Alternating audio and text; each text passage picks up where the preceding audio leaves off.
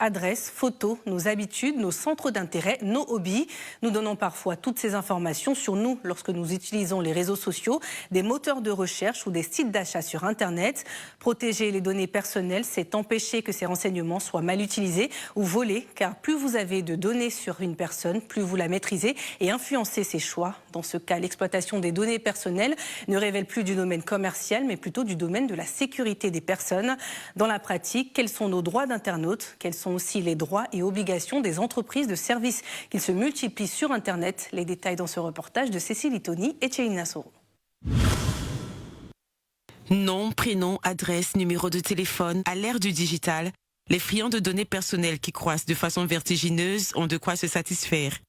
Aujourd'hui, Facebook, Google, Twitter, Apple ou n'importe quel site Internet dispose de nos données personnelles, des micro-informations qui façonnent un double numérique de chacun d'entre nous, que nous diffusons en permanence, souvent sans avoir lu les dizaines de pages relatives aux conditions générales d'utilisation et de confidentialité. Généralement, lorsque j'ouvre la page WhatsApp, ça s'affiche automatiquement. Je n'accorde pas trop d'importance à ça. Je regarde légèrement et puis je valide et j'avance. En 2014, Facebook a déboursé 22 milliards de dollars pour acquérir WhatsApp. De 500 millions d'utilisateurs actifs au moment de l'opération, WhatsApp compte aujourd'hui un peu plus de 2 milliards d'utilisateurs actifs. Une base de données qui consacre la puissance de son propriétaire, qui peut vendre ses produits et publier les annonces de ses clients. Messenger et WhatsApp, applications populaires de messagerie instantanée, pour tirer profit de ce grand nombre d'utilisateurs, centralisent toutes les données personnelles et les font communiquer entre elles. Cette masse croissante de données entraîne un risque plus élevé d'attaques malveillantes et une plus grande vulnérabilité des utilisateurs qui ignorent pour la plupart les conditions d'exploitation de leurs données. Le droit d'accès, c'est un droit qui est reconnu à la personne concernée en matière de protection des données à caractère personnel. Et ce droit-là veut que le responsable de traitement puisse mettre à disposition la personne concernée, c'est vous, c'est moi, puisse mettre à disposition de la personne concernée toutes les informations qu'il a sur lui.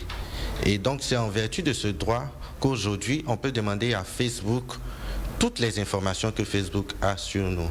Protéger les données privées des personnes physiques et même des défunts et rassurer ses clients, c'est l'affaire de ce chef d'entreprise. Léon Brandré, expert en management et en protection des données à caractère personnel.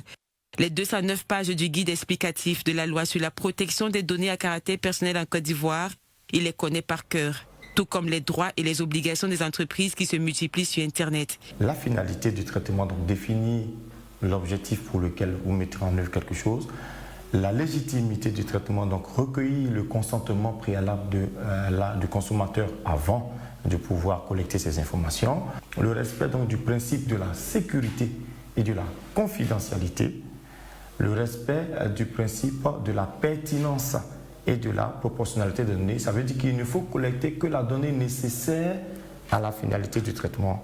Notre vie n'a plus aucun secret pour l'outil Internet que nous fréquentons au quotidien. Une vie privée, devenue très publique, qui impose malgré tout de ne pas divulguer trop d'informations et de rester vigilant.